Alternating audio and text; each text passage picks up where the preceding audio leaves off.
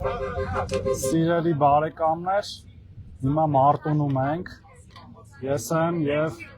ազգային ժողովի պատգամավոր Սիսակ Գաբրելյանը, կրթության, գիտության և շատ երկար անունով հանձնաժողովի նախագահը, ու ուզում ենք խոսել մի կարևոր թեմայի մասին, որը շատ է շարժվում վերջերս, այսպես կոչված բարերարության, և ցույց տալ, թե ով է իսկական բարերարը և թիվ 1 բարերարը Հայաստանի Հանրապետությունում։ Պարոն Գաբրելյան, խնդրեմ։ Իրականում այս մասին շատ եմ մտածել, մենք այս քարոզարշավների ընթացքում էլ որտեղ գնում ենք, չկա տես մի համայնք, չկա տես մի գյուղ, կարող նաև հենց հիմա էլ օրինակ մեր քաղաքացիները տեսնել, թե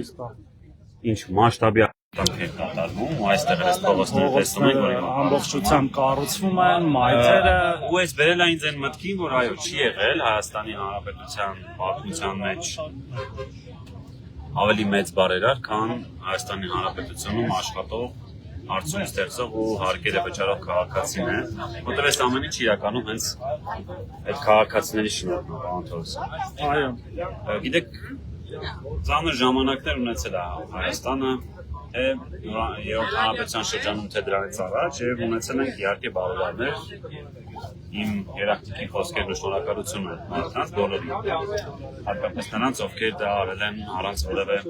հետին մտքի կամ որևէ այլ նպատակների, բայց անգամ եթե այդպես է եղել, շնորհակալություն հայտնելով հանդերձ, պետք է ամեն դեպքում ընդունենք,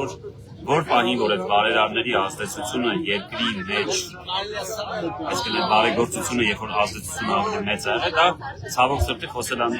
նրա մասին, որ պետությունը թույլ է եղել։ այո, պետությունը թույլ է եղել, աղքատ է եղել, պետությունում փողերը ուրիշներ են գնացել, որտեղ բարեգործություն հիմա էլ արվում եւ արվի էր ոչ միայն Հայաստանում, ամբողջ աշխարհում, բայց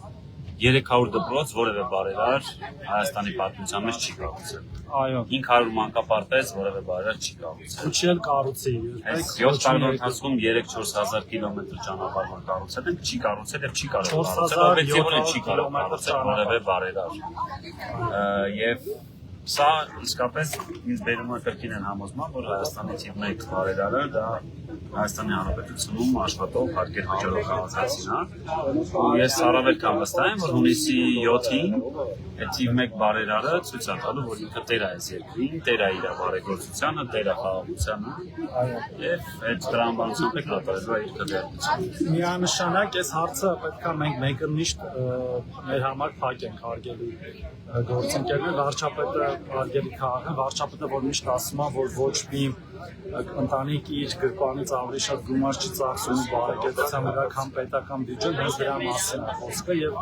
թիվ 1 բարերարը պետական բյուջեն լցնող յուրաքանչյուրն է, այստեղ յուրաքանչյուրը աշխատող քաղաքացիները, նույնիսկ չաշխատող քաղաքացիները, երբ որ առևտուր են անում եւ դրանից հարկեր են վճարում եւ այդ կեղծ բարեբաշխությունը կամ բարերարությունը պետք է թույլ չտանք այլևս, որ մեզ մթագնի մեր միտքը, որ ասենք գիտես եկեղեցի կառուցեցինք կամ ուրիշ մի բան կառուցեցինք ու նսեմացնենք պետության դերը, պետությունից ավել ոչ մեկ երբեք միայն անցյալ տարի 1.6 միլիարդ, այսինքն դոլարայինով եթե նայենք 4.5 միլիոն դոլարի եկեղեցիներով անկեր վերանորոգել թիվ 1 բարերար